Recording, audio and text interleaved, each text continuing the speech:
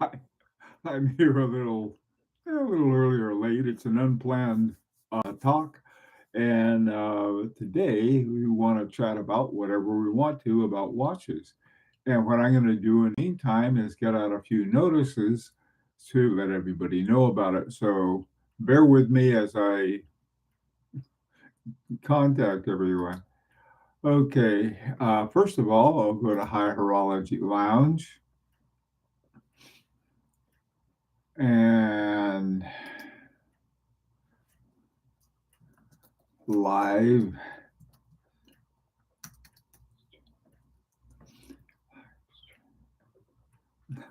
How you doing?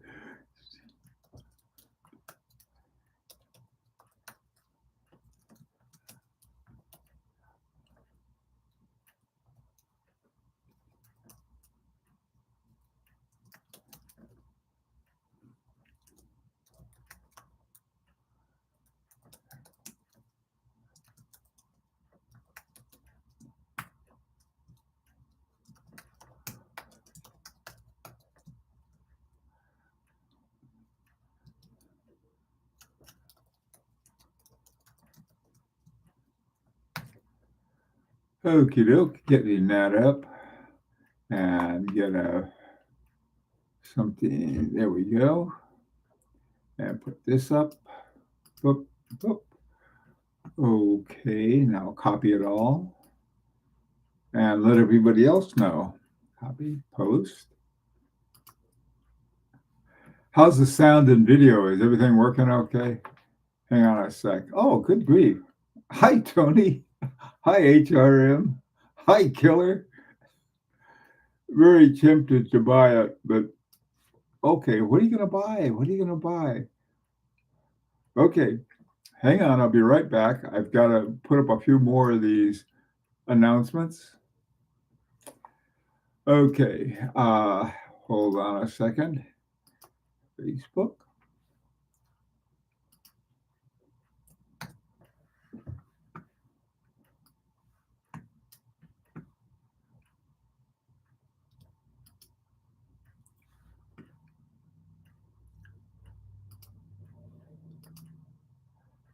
Our friends in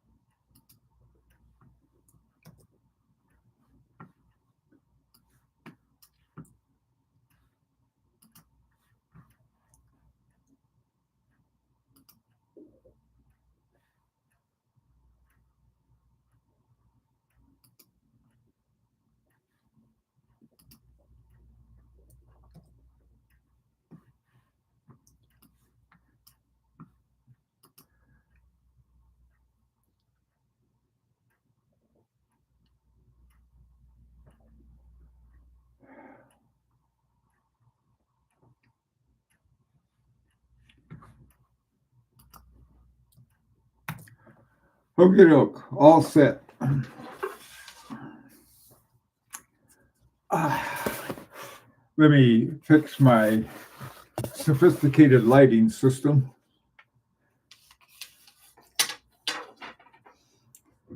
What do you guys feel like talking about today? Hi, Jose. How's it going? What would be a good watch topic? I've been looking at different topics and they're everywhere. They're all over the map that people talk about. A while back, someone wrote a letter. It's one of these people who want to tell you they're being your friend. They want to help you. So they tell you what you should say, what you should do, what you should think. And I told them, I don't think so. So anyway, so we could talk about whatever we want and any topic with watches. What is on your mind right now, other than where am I going to get enough money to to get something, or how am I going to do this and not tell my wife about it? Or now, hope she didn't catch me. I got a quick story about that. This Sunday, my wife and I went out. We've been sort of thinking about getting. I haven't been thinking. My wife has been thinking about it, and so we went to a furniture store and we bought a new table and a bunch of chairs that went with it, and plus another chair that we could use as, a nice comfy chair. And so it's really funny when, we got the bill for it. I had two thoughts. My first thought was, holy smoke, this is expensive. And it was. Okay. My second thought, watch wise, it's not so expensive. It was like, wait a minute, and if you think of an expensive watch, it's you can start awfully high, and that's sort of like remembering with when the good old days when you could buy an FP Journe for $20,000. Wait a minute, it wasn't cheap then, and it's not. This is certainly not cheap anymore. But I was thinking that was sort of one of the things. My friend Fernando, he and I were talking about how we have a totally different way of looking at finances, watches and non-watches. Hey, HRM, Bueller-Monero peripheral prices are also continuing to go down. Some are listed in the 2,100 euro range right now. If prices dip below 2,000, I'm definitely getting one. It's funny. There's a watch that I want to get to, and it's pretty much on the same level. It's already under 2,000, and I don't know. I just don't feel like budging on what I made the offer. And what I'm trying to do is prevent myself from getting another watch. Because I've got like two more coming. One, my Larique watch, our new one, which is I'm really excited about, and then another one that better I can't even mention. I got a feeling one of these days my wife is going to say, "Aha! I can look at those and find out all about it." Hey, there was another watch. A guy, and I forgot the name of it. I'll have to look it up. But there was a really cool watch. It starts with an A, and it's sort of like uh, um, a yachtsman's watch. It wasn't that expensive either. And I was thinking, wow, that'd be nice to have. Another one I almost pulled the trigger on, almost. Um, and if I'd liked the strap better, I probably would have. That one, when I did the collaboration, I don't know if you guys have seen that video. That was my latest video. Um, the um, the watch by, who was it? Messina Labs and Raul Pages, $2,500 down. The whole thing was about 8,000 something. Boy, I was tempted on that one. Really tempted. I still am. We'll see what happens. Happened across a watch brand recently called Denison, I think. It's a dial time. It's a dual time with two different sets of hands on a split dial. Sounds interesting. Movement is nothing special, but the concept is very cool. I agree. Hey, Pocket Watch, how you doing? Yeah, killer. That does sound interesting. I gotta see if I can see if I can find the other. What was there? Think See if I can find out where this other watch was. Really a cool one.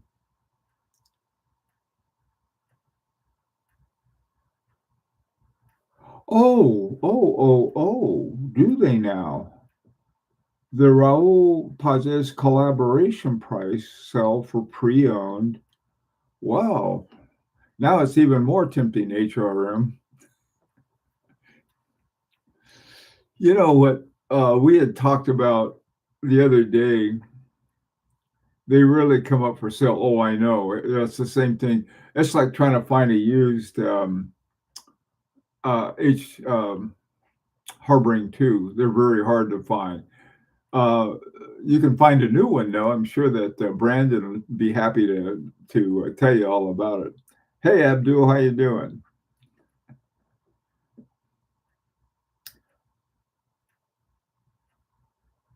Good morning, Idle Time.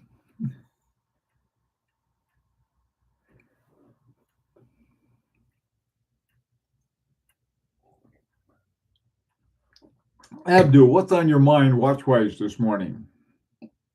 Hi, Brian L.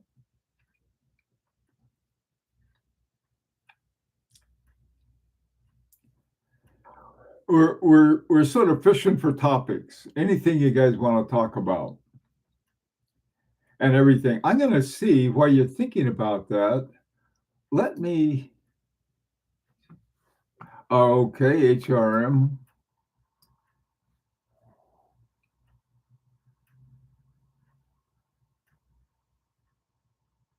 Okay, I have to take care of that. Um, Also, a nice Roger Dubuis micro rotor movement for sale in Japan. On the fence if I should buy that or the Moser Endeavor movement. Yeah, either one of those if you want the movement.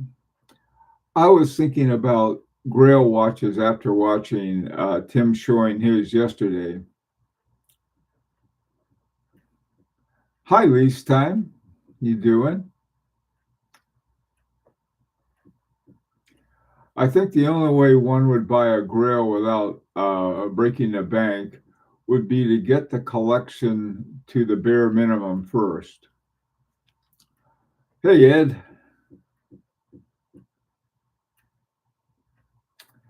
Thoughts on the new Casio automatic, even though they went with a Seiko movement? Well, first of all, let me say, better a Seiko movement than a quartz movement. I'll say that. Actually, Seiko makes pretty good movements. Those are my thoughts on it. Whether what do I know? Brian, what are your thoughts on the squale as far as the heritage movement, etc.? Or do you prefer Doxa, Jacques Cousteau? Brian, I got to tell you, I love the Doxa. There's something about the orange Doxa that I just love. And I don't know what it is. Even with the ETA movements. The Squally, if I pronounce it right, I have a hard time getting around that name. I mean, it's like watch name, just I don't know why. It sounds weird, but I shouldn't that shouldn't bother me. I suppose my name sounds weird, and so does Raul Pages, but there's, but I don't know that much about him. I will tell you though, my eye doctor loves them. He told me he just loves squalid. So that's cool. They must be okay. He's got better sight than I do. If can buy the Endeavor movement under $800, I could make a cool semi-affordable watch with it. Okay, somebody, one of the guys just bought I think they're called a Maya or something like that. They bought a H. Moser small seconds Endeavor.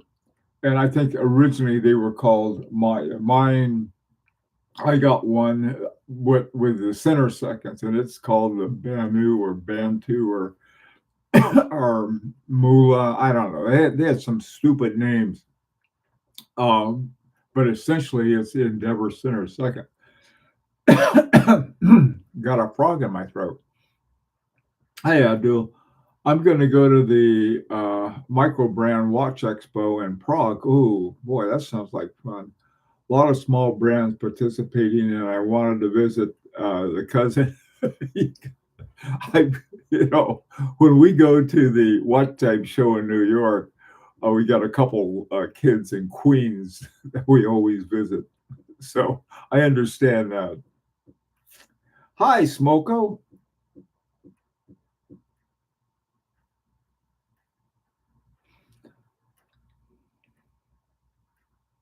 JGH, good morning to you too.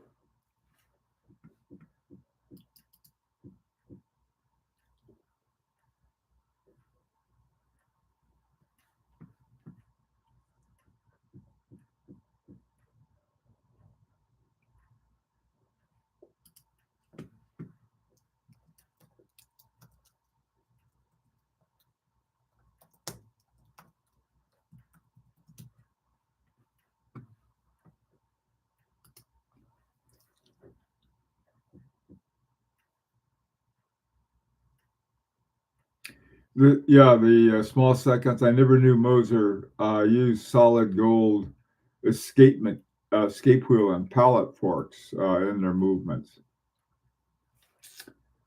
Give me a second. Let me take a look, okay? I'll see if I can show you guys one. Hang on. I don't know if those are the new ones. Here we are. Okay. Let me see. Can you guys? I can't tell if that's. Can you guys tell whether that is gold or not? What I found is that my loop collection. There he is. Hey, Fernie. JGH, I'm still saving for a Bulgari scuba. Oh, cool. Speaking of micro brands, I found a really neat micro brand called Eco Natura. I really like their 56 line. Cool. Hang on a second. Let me look and see. 1 second. I'm going to see if if they're gold or not, or A or B, or I can tell.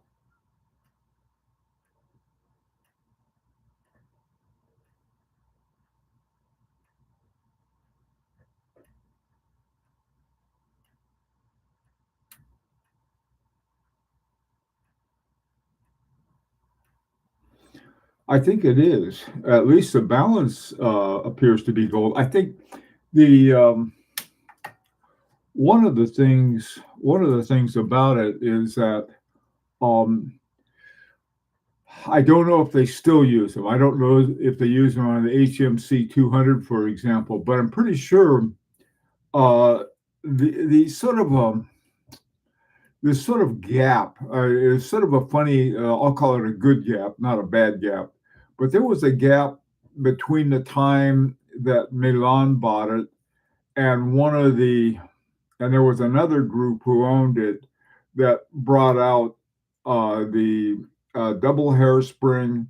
And they came with precision engineering. There was sort of a package deal, and they took over H. Moser. And they also had one of his great grandsons was also part of this deal that they had. And I think the watches, the Mayu and I don't know, the other one, Binu or whatever it was called, were watches named after their grandkids or something like that. I don't know, but they were sort of like, yeah, okay, they were a great family name, but hard to remember. And then I think they were changed to the other one. But a guy just he was asking me about it. One of our subscribers said he found one and he found a pretty good price for it. And he asked me about it and what I thought. It's sort of told him. I said, well, I told him what I paid for mine and what what he could get his for. I told him it sounded like a pretty good deal because his was a couple thousand under what I had paid. And so, you have, who can know for sure? You could, some poor guy, I'd hate to, the reason I'm always hesitant about recommending, you never know what is in it. Maybe the thing was, something happened to it, but, you do the best you can.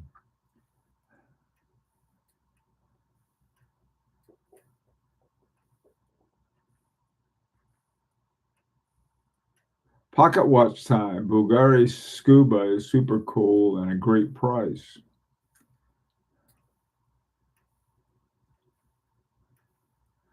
Okie doke. What else is going on?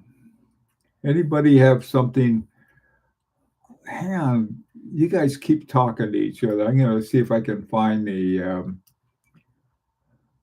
find this one I was looking for. Hold the phone a second here.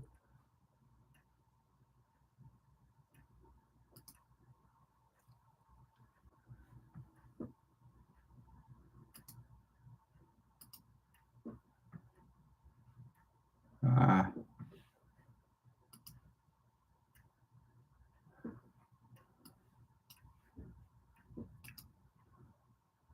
what I'm doing is that I'm trying to find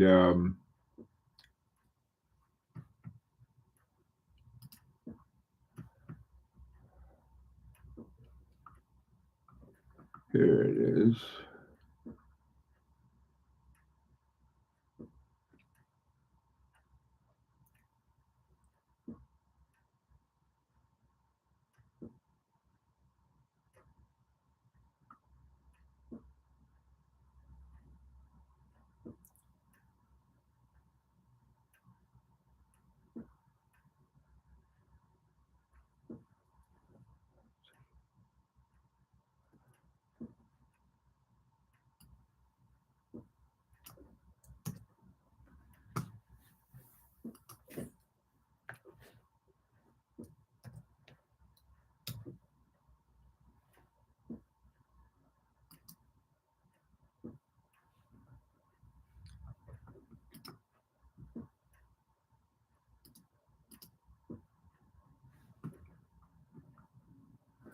Okay. Um, Here's the one that I was told about. The name of it is, let me see, Albus Home Maxograph. That's the name of the watch. Um, but let me show you the watch. It's sort of cool, and it's a micro brand, but it's an interesting looking one, and it's relatively affordable. I forgot what it is exactly, but guys, what do you think of this one? It's got a very interesting dial to it, and it's got a regatta timing thing in it as well, and it's called Albershorn. Okay, is the name of the company, and they did this. They have one, a particular one. They did with Messina Labs. So I don't know. Have you guys seen this or know anything about it?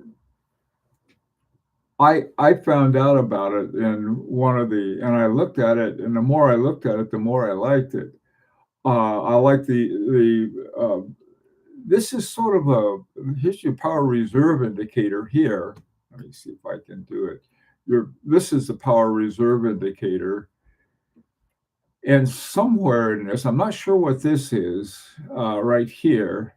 Then you got your hour and a minute, and then your second hand. And you have your bezel, of course, and it's sort of interesting the way they have the crown over here at 10 o'clock.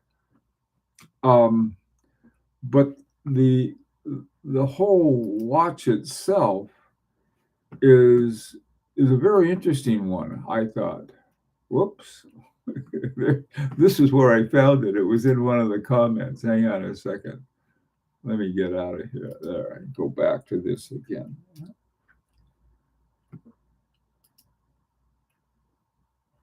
Yeah, it's called. Yeah, it's under $5,000. It's called Albershorn and Messina Lab Maxigraph, and it's got apparently it's one that the movement is apparently by Asherborn. So anyway, thought it was interesting. Thought I'd bring it up. Somebody else's idea, not mine to begin with, but I'll take credit for it where I can. Okay. All right. What's going on here? Um, oh yeah, Ed, was it you the one who recommended it? You know, everyone has all of these different names. I see all of this stuff. There's a name one here and then a different name here. So Ed, were you the one? I thought it was great.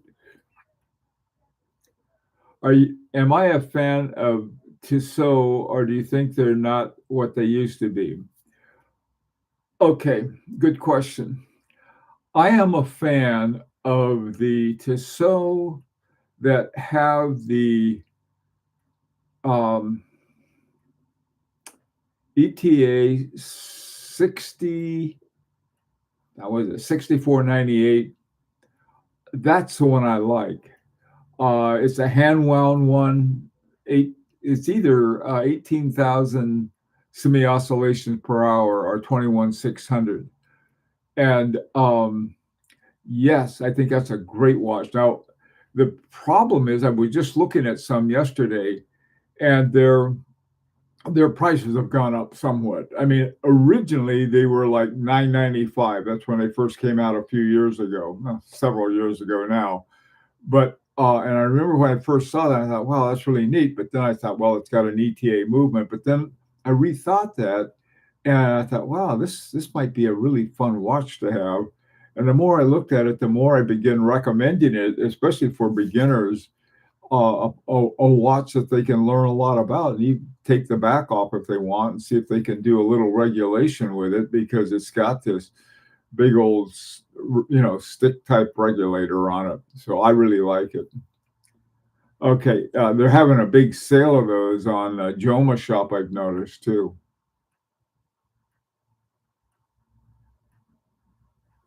So anyway, Brian, that's my Tissot thing.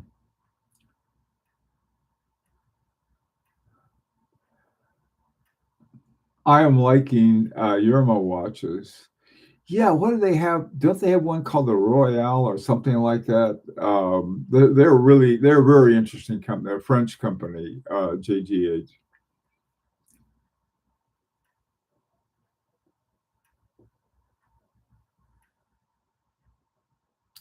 Jeff just got the Christopher Ward 12X steel edition that is skeletonized. It has their in-house movement that is hand finishing. Super impressed. Great, great, good to hear. Hi, John. I recall your opinion of Kuno Tokyo and did the opposite. Okay, good. I, it's not my responsibility. That's the best part, John. Okay, let's see. Picked up the latest 2025 Jubilee Senso EOL. I'm very pleased with it. That's great. Ahsoka designs, it goes just, yes, they are. And if you got it for a good price, even better. Now, while we're talking, let's talk about those crazy watches they have at Horology by the Sea before Brandon shows up. Oh, I was looking at those the other day. They're really cool. One of the ones, Brandon, that I like a lot at your site, they have a lot of interesting, different harboring twos. When I got my harboring two, I got the Felix, which was pretty much I guess, the first in-house one or something like that. But I had that for years. But now I was looking at, boy, they got a lot of really interesting ones. 18,000, wonderful. Killer. I just looked up uh, Barron's, pretty neat, but that dial is busy. Yeah, I don't like a busy dial either. It's funny, the one of the few Rolexes I really like, and of course they deep sixed it, was the Yachtmaster 2. Now that thing is really busy, but I liked it because it has a countdown mechanism for yacht races. So, first of all, I got to get a yacht. And we're inland here. I guess there are plenty of lakes around where we are, but there's no ocean. I'm sort of an ocean guy. So that's my excuse for not getting a Yachtmaster 2 and a racing yacht.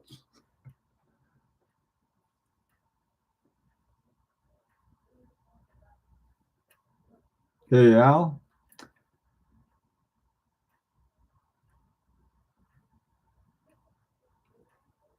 Yeah, yeah, good point.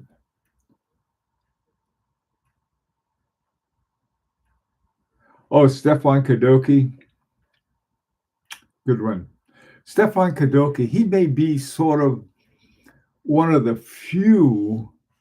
Really, now he's top rated. He was admitted into the AHCI, which is the elite um, independent watchmakers. And so my opinion of him is really good. He and there's a certain crowd of guys, watchmakers in the Dresden. Whoops, hope it's going to be okay. In the Dresden area, let me shut this off. There. Um, the in the Dresden area, there's Christian Klings, who is, I think he's retired now, but his stuff was unbelievable. Marco Lang, and then I guess sort of the leftovers at Langenheimer and Dresden. Who else is there? And Stefan Kadoki. And Stefan Kadoki and Richard Harbring are buddies. They're not too far. There's some little town that Harbring is in, and then they're not too far from Dresden. But I guess they hang out together. Or something, I don't know. But there was something that there's a possibility was of doing uh, a a project with them. This was on a recommendation of Marco Lang, but they at the time they said it wasn't. They weren't interested. But who knows? Maybe at some other point. Okay, that's my opinion of Stefan Kadoki, John, and it's I'll just say nothing but good.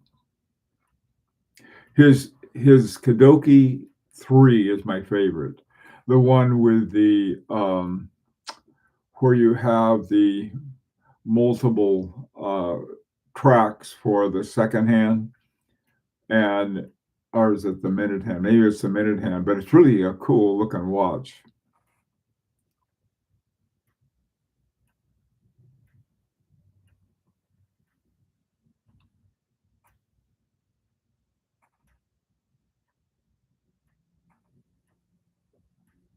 Abdul, okay. Are you thinking of this for Air Sutan? Are just sort of, I don't know. I never thought of that too much. The only thing I care about color is that if I can read it or not. But I do like blue and brown and a lot of different colors, even black ones, as long as there's a good contrast between them. So, but I haven't thought much beyond that.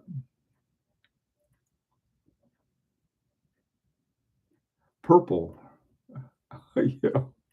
I gotta tell you, Ed, I'm a little gun shy of purple or burgundy or any color like that. I'm afraid it'll oxidize, but it's a color I've always liked.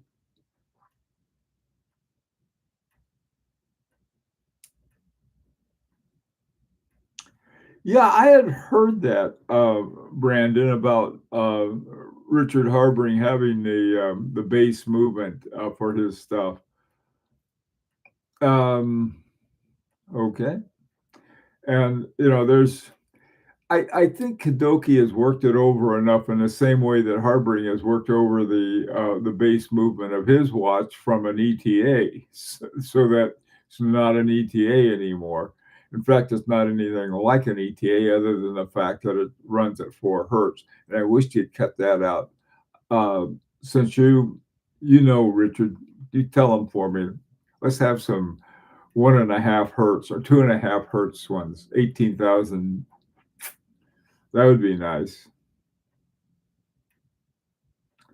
Yeah, a new movement. You gotta, I tell you the ones that are cranking out new movements. Yeah, Larique.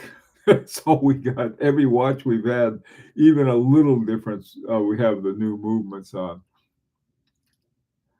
From a purely aesthetic standpoint, the movements in Lang and Heim are stunning. Oh, they are too. I agree, John. Those are all the the work that was done by Marco Lang, all of the ones except for the what's that called, the Hector or something like that.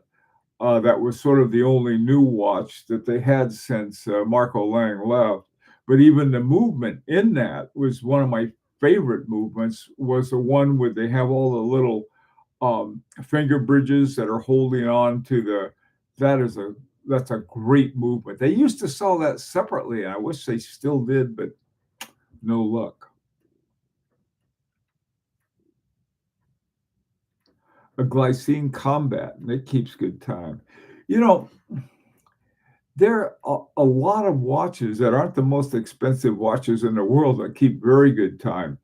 When I finished making my grandson's watch, I timed it. I took a toothpick and was with the regulator and put that thing. That thing kept better time than a lot of my expensive watches. I don't know how long it'll keep up, but you know, yeah, there's nothing wrong with a inexpensive watch keeping great time. See, this is one of the things I liked about the Tissot was with the thing about the what is it 6498 movement by it's ETA, and I forgot who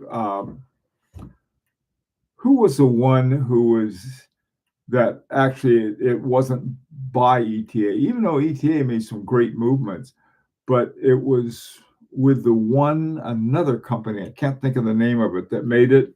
Anyway, they have a nice big balance wheel in it, and that's another thing I liked about it. Yes, take a look at the balance wheel in that.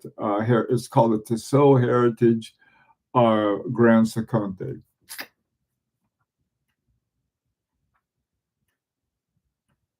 Langenheim are stunning. Yeah, I regret not getting a Georg. Yeah, they're not much cheaper. The Hector, yeah. Oh, you have a Hector. Yeah, they got that wonderful movement in them. I love that movement. Did you get the one with the small seconds or the one with the center seconds killer? No, it wasn't Salida Radiza. I'll always think of it later.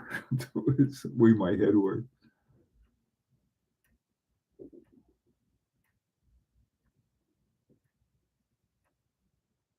Yeah, the thing about the Georg is that it has on the gear train, you've got these fingered bridges that come out holding the each one of the gears in place and including the escape wheel. Just love that. You know, the thing is the way that Georg does it is just artistic. It's one of my favorite watches, and like just about everybody else, it's sort of out of my reach financially. They made then they made a tourbillon version of it. That I don't know that didn't appeal to me too much, but the original Georg is just a gem of a watch. I wish more companies would do that. I didn't Chopek. They had something I noticed with the finger bridges and the gears. The big point is that you can see what's going on, and even though you don't look at it very much, it's always fun to see it. Most watches have these big plates like that rather than a lot of little nice ones. The the one I have the Frederick II Langenheim. Similar thing, it uses a trigonal bridge, and the trigonal bridge shows just about everything. Not as I don't like it quite as good as the finger bridges, but the trigonal bridge step in the right direction.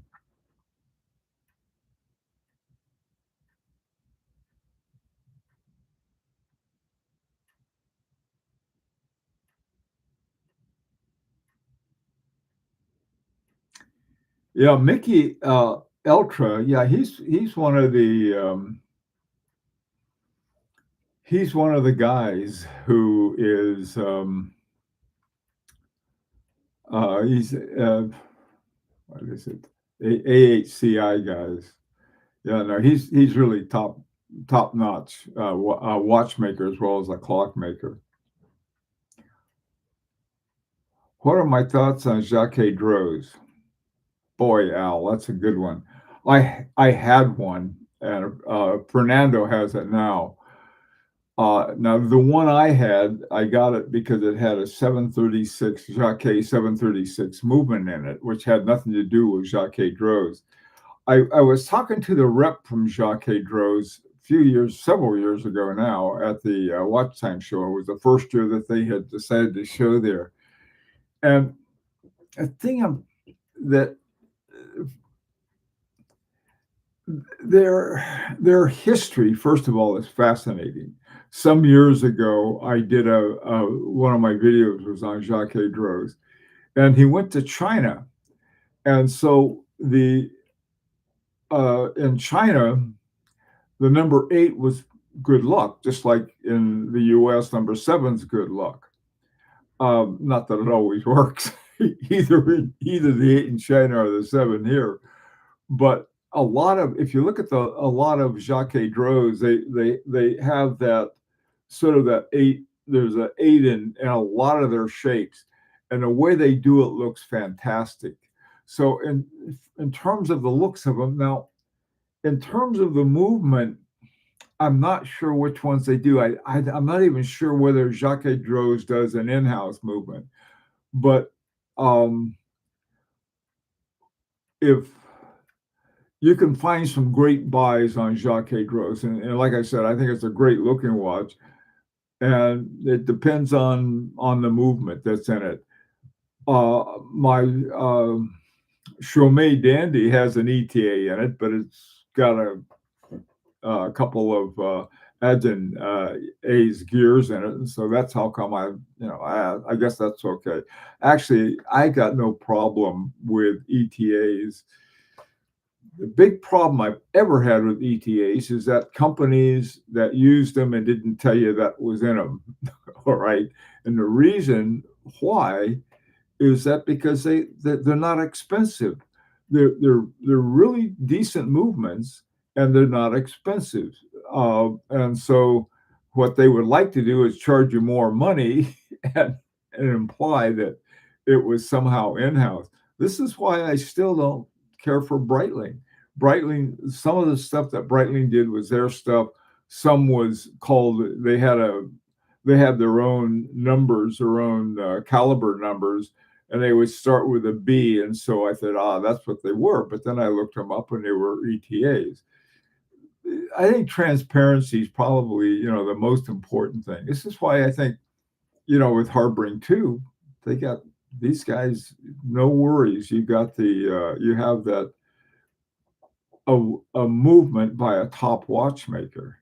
And like I said, I've been looking at them. I was browsing around the Horology by the Sea, and I was surprised to see the variety of the ones that H. Moser has now.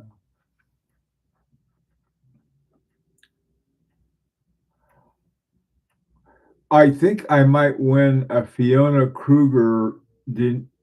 Holy smoke, Rhodesia! How is that? Mystery box. Wow. Both Fiona Kruger and Denise Flageolet. Fiona is not only a watchmaker, but a really interesting designer. She had what was it called? I'm trying to think the name of it. It was like Entropy. She had a watch called Entropy that looked sort of like a modern art piece, but there was some Agenor had Agenor movement or related to that was in it. So that, and then she and my wife got to be friends at one of the Watch Time shows. They started jacking it up. And there were some things from the Day of the Dead that Fiona Kruger was doing that my wife was able to talk to her about. And when I used to fly down to Mexico with the Flying Samaritans, sometimes we'd go to not my wife, but me and the other irresponsibles who love to fly were down there. We'd go to these different things. And once we went to a Day of the Dead around a graveyard. It was neat. It was a really neat thing. So anyway, Fiona Kluger, I hope you win that Rhodesia. That'd be great. Ed.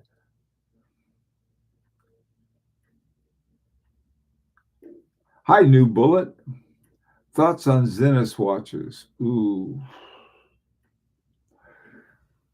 Oh, geez.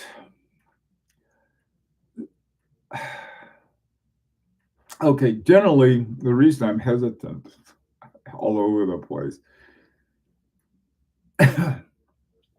Defy Labs is Zenith's major movement maker. And the thing I don't like about it is that they're sort of chasing quartz speed. And quartz speed is like 32,000 hertz, not semi-oscillation per hour, but hertz. Whereas they're going from very popular 4 hertz to 5 hertz, and maybe they think we'll go higher. In doing so, there's certain benefits to accuracy. All right. But that just doesn't do it for me. Now, I have one with the elite movement.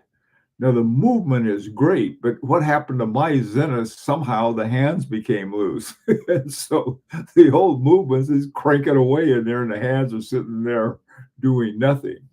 But I guess it's one of those watches and types of watches that there's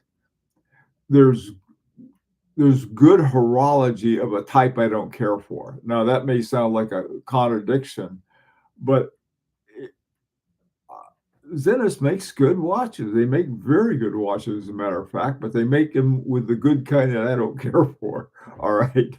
I mean, it's just one of those things. It's the same thing like Grand Seiko's, what do they call it? Spring drive.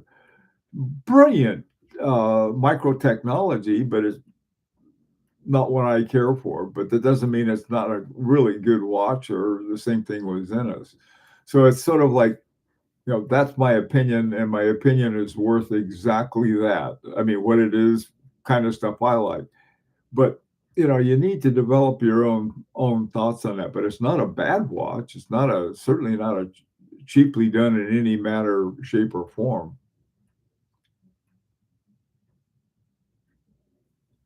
Yeah, that JGH Ralph Lauren has got that's a nice one to find. It's called a sport something or other, Sportage, I think is what they call it. And someone with a Ralph Lauren watch, most people think it's sort of a fashion brand or something, but they have a Jaeger-LeCoultre movement. I think it's sort of cool. That's a watch I'd like to have, but I don't like chronographs. Chronographs just aren't my thing. Nothing wrong with them, other than one I probably would like to have would be the one with the Agengraph movement in it. Maybe I can talk them into, hey, you guys got an extra Agengraph hanging around you don't want, that sort of fell off the workbench. I'm reluctant to buy anything pre-owned online from like Chrono24, but it seems like many people buy pre-owned. Any tips on it?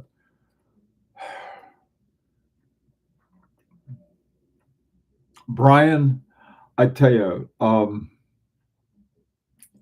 I've got my watches new and pre-owned from just about everywhere.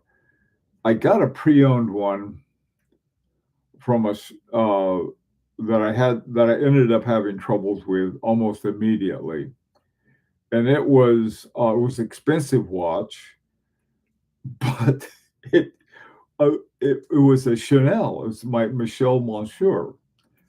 Still had totally under warranty. Chanel took it. I think there was some basic problem with the movement because another guy I knew had the same problem, and they uh, took it to the Chanel store in New York. They took us up. Fernando and I went. They took us up to the sixth floor, and this woman came out. Boy, did she know her stuff. She knew her horology. They sent it to Switzerland, worked on it, sent it back to the U.S. There's another place that they checked it at, another sort of stateside service center, and then they sent it to me. They took care of everything, and the watch has been perfect ever since. So it's sort of like, yeah, well, wasn't that particular one. I didn't. I got it from a shop that I found in San Diego, and the people there were really great. And I got a feeling that if I had, held my breath and stomped, they would have probably taken care of it for me. But instead, they're on the West Coast and I'm on the East Coast. So I just went over and did it. So you, I don't know how much of a chance you take, but yeah, I guess you could take a chance from a dealer who wasn't exactly who is AD that wasn't the best person in the world.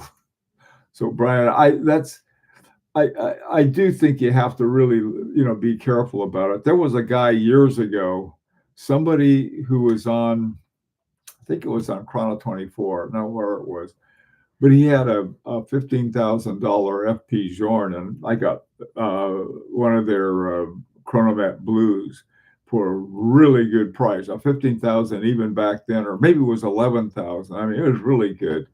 So I asked the guy to set the time on it and let me take a look at it. So, so you say, okay, I'd like to see it at 22 after the hour, and hold it up and look at it. What this guy did, he would, there was a long, long pause. And I think what he was doing, he was taking screenshots of a still shot and changing the hands on it. But it was like, if anything seems hinky about it, walk away. And that's what I did. Another time though, I got a really good save. There was a guy in Poland, and I don't know what the deal was going on there. Whatever you do, don't, unless you trust them a whole lot, do not wire them any money. Uh, the the best way to the good thing about Chrono 24, and I think also eBay, is that they go through an escrow. In other words, you pay to Chrono 24, they hold your money for you. If the watch shows up and it's not what it had advertised as, you can tell them right away. Say, hang on, this watch is not this does not have what they said it did, and send it back, and that'll go back to Chrono 24. Now the thing with this guy in Poland, I don't know what game he was playing, but he finally said, well, he couldn't get the watch out of the country because of COVID.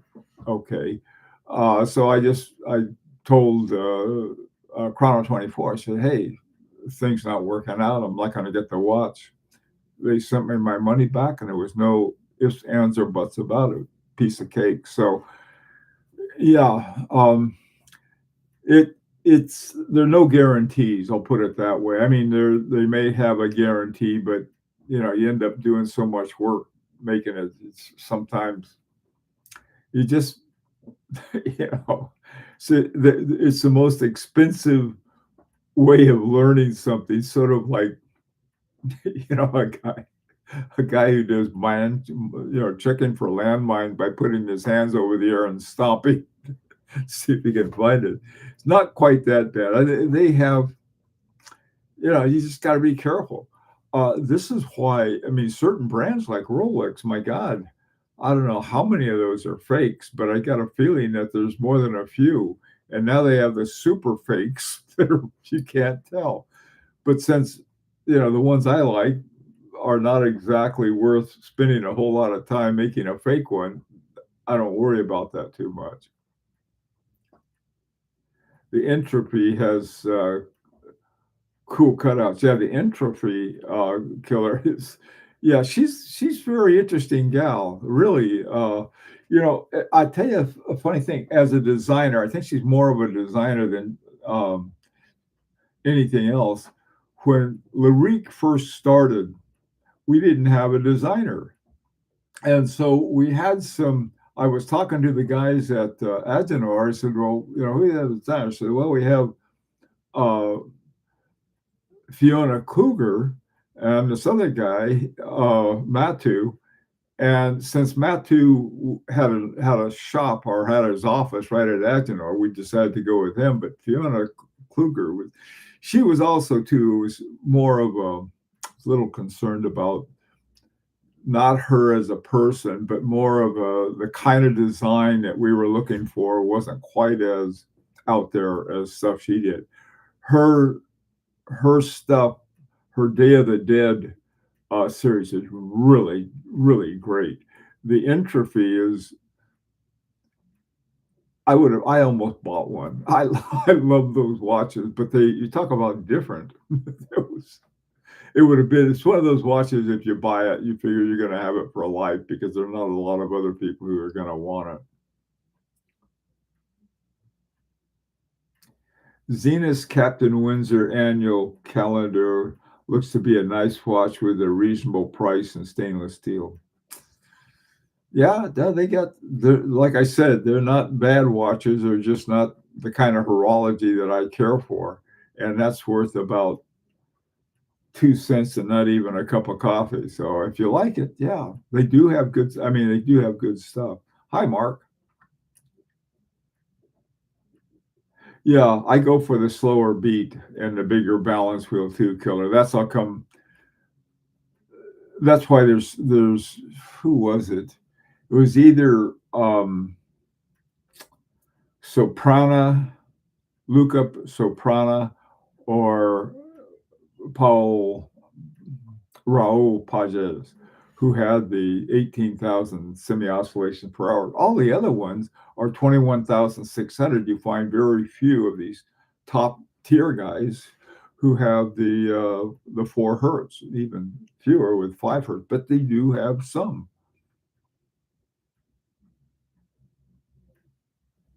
There you go. Abdul, as usual, hits the nail on the head. He's absolutely right.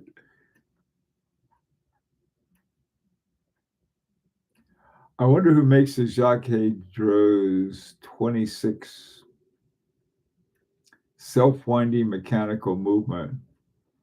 I don't know. Um, I've been using AI a lot more and looking up movements, and that helps a lot. Try that. Give it a try. They might sometimes it comes up like we don't know. All that AI does is to look up stuff for you. It's not really true intelligence, but it's sort of like this is really a fast looker upper.